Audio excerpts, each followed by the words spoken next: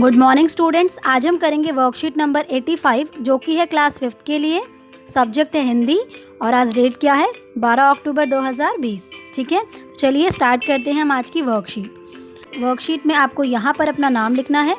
यहाँ पर class already लिखी हुई है तो आप यहाँ पर अपना सेक्शन लिख दीजिएगा। अगर ए है तो ए लिखेंगे, अगर बी है तो बी लिखेंगे। ठीक है, और यहाँ पर आपको लिखना है अपने टीचर का नेम। आपकी जो आज की वर्कशीट है वो हिंदी के पार्ट 1 राग की रस्सी जो कि एक लोक कथा है उससे रिलेटेड है। ठीक है, तो आप सभी के पास किताबें हैं हिंदी की, तो आप क्या करेंगे, सबसे पहले आप पार्ट 1 राग की रस्सी को पढ़ेंगे। नमस्कार बच्चों, आज हम अपनी किताब के पहले पार्ट राग की रस्सी में आए संज्ञा शब्दों के बारे में कुछ बातें करेंगे।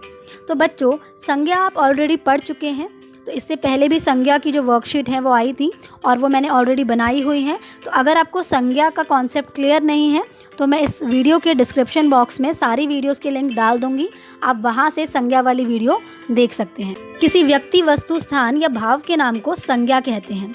आज हम संज्ञा के भेदों के बारे में जानेंगे। तो आज हम मुख्य रूप से संज्ञा के 3 भेद पढ़ेंगे: जातिवाचक संज्ञा, व्यक्तिवाचक संज्ञा और भाववाचक संज्ञा। तो चलिए पढ़ते हैं। तो चलिए सबसे पहले हम पढ़ेंगे जातिवाचक संज्ञा के बारे में। जो शब्द किसी व्यक्ति, वस्तु या स्थान की संपूर्ण जाति का बोध कराते हैं उन्हें जातिवाचक संज्ञा कहते हैं। इसका मतलब ये हुआ कि ऐसा कोई शब्द जिससे किसी खास व्यक्ति के बारे में नहीं बल्कि उसकी संपूर्ण जाति के बारे में पता चल रहा है वो जातिवाचक संज्ञा है। जैसे अगर मैं बोलती हूँ लड़का, तो यहाँ लड़का से मुझे पता चल रहा है कि कोई भी लड़का, मैं यहाँ पर किसी विशेष लड़के की बात नहीं कर रही हूँ। लड़का शब्द बोलने पर हम किसी भी लड़के के लिए अनुमान लगा सकते हैं। वो राम भी हो सकता है, वो श्याम भी हो सकता है, वो मोहन भी हो सकता है। ठीक है, ऐसे ही लड़की, तो लड़की कोई भी हो सकती है, वो राधा भी हो सकती है, वो शीतल भी हो सकती है। ठीक है, अगला है शहर, तो शहर भी कोई भी हो सकता है, दिल्ली भी हो सकता है, आगरा भी हो सकता है। अगला भेद है वो है व्यक्तिवाचक संज्ञा।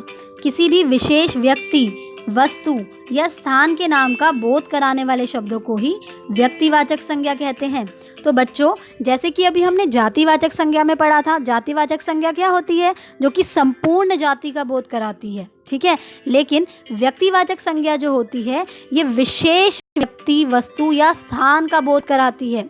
जैसे कि ताजमहल, तो यहाँ पर आप देख रहे हैं कि मैं ताजमहल का विशेष रूप से नाम ले रही हूँ। ठीक है, इसीलिए ये व्यक्तिवाचक संज्ञा है। महात्मा गांधी, राहुल। अगला भेद है वो है भाववाचक संज्ञा। जो शब्द किसी चीज या पदार्थ की अवस्था, दशा या भाव का बोध कराते हैं उन शब्दों को भाववाचक संज्ञा कहते हैं। ठीक है, भाववाचक संज्ञा को आप ऑलरेडी पढ़ चुके हैं, जिन्हें देखा या फिर छुआ नहीं जा सकता, सिर्फ महसूस किया जा सकता है। उदाहरण के तौर पर बचपन, तो बचपन को हम देख नहीं सकते, सिर्फ महसूस कर सकते हैं। आप इस चित्र में सिर्फ बच्चों को देख सकते हैं, उनके बचपन को नहीं। ठीक है, अगला देखिए मोटापा, तो इस चित्र में आप एक मोटे व्यक्ति को देख सकते हैं लेकिन उसके मोटापे को सिर्फ वही व्यक्ति क्या कर सकता है, महसूस कर सकता है। ओके, नेक्स्ट है मित्रता।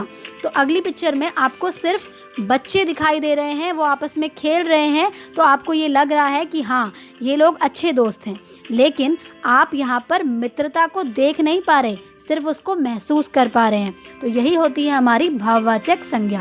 अब हम करेंगे आपकी वर्कशीट का प्रश्न नंबर 1। निम्नलिखित जातिवाचक संज्ञा शब्दों के लिए 3 व्यक्तिवाचक संज्ञा शब्द लिखिए। एक तरफ आपको जातिवाचक संज्ञा दी हुई है और दूसरी तरफ आपको व्यक्तिवाचक संज्ञा के लिए कॉलम दिया हुआ है। ठीक है, तो आपको क्या करना है, जातिवाचक संज्ञा के लिए 3 व्यक्तिवाचक संज्ञा शब्द लिखने हैं। उदाहरण के तौर पर पहला देखिए, यहाँ लिखा हुआ है फूल। तो फूल एक जातिवाचक संज्ञा है। क्यों? क्योंकि यहाँ पर विशेष रूप से किसी फूल का नाम नहीं लिया गया है। फूल कोई भी हो सकता है, वो गुलाब भी हो सकता है, कमल भी हो सकता है, सूरजमुखी भी हो सकता है।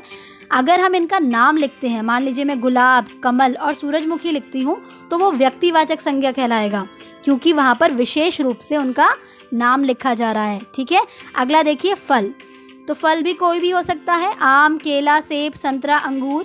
ठीक है, अगर मैं फल कहती हूँ तो वो जातिवाचक संज्ञा है, लेकिन अगर मैं स्पेशली यहाँ पर उनका नाम लिखती हूँ, जैसे केला, ठीक है, सेब,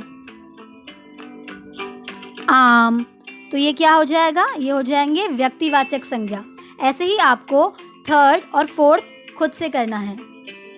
प्रश्न नंबर 2, नीचे लिखी गई पंक्तियों को ध्यान से पढ़िए और उनमें आए संज्ञा, व्यक्तिवाचक, जातिवाचक और भाववाचक शब्दों को छांटकर अपनी कॉपी में लिखिए। तो नीचे आपको कुछ पंक्तियां दी हुई हैं, उन्हें आपको ध्यान से पढ़ना है और उसमें से आपको व्यक्तिवाचक, जातिवाचक और भाववाचक संज्ञा छांटकर अपनी कॉपी में लिखनी है।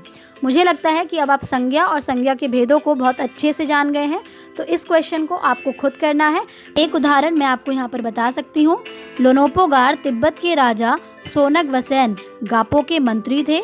एक दिन लोनोपोगार ने अपने बेटे को 100 भेड़े देकर शहर भेजा। ठीक है, तो अगर यहाँ पर मैं लोनोपोगार देखूँ तो यहाँ पर क्या है, ये किसी का नाम है। ठीक है, तो ये क्या हो जाएगा हमारा व्यक्तिवाचक संज्ञा।